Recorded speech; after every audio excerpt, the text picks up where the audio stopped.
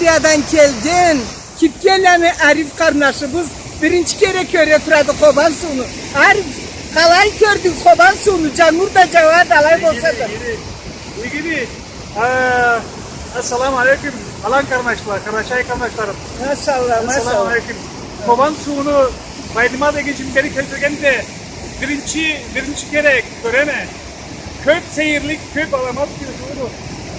Nemeden Mingitav'dan kere bulur dedim. Mingitav'dan gelir bu. Ma kayanı da bulay oyup. Kayanı da oyup mayna kesine jol et. Alamaz seyirlik.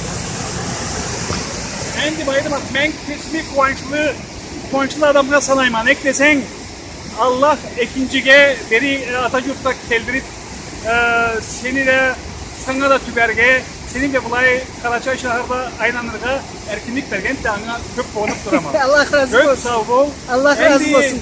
Camur da cevap biz korkmayız Camur'dan. Karaçay'ın nemesi belgili karizması kuvvetli, nazmıcısı, cündüzü, baydımatla birge boğan o benim için ulu nasipti, ulu Sağ ol, sağ ol. Seni de Karaçay kulturasına, Karaçay kulturanı aynı tırga salgan kıyınların, ünüşlerin köptü.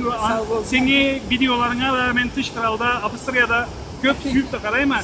Karaçay'da üren gene sem kesekçik seni köp oluşum vardı. Sağ ol, sağ ol canım.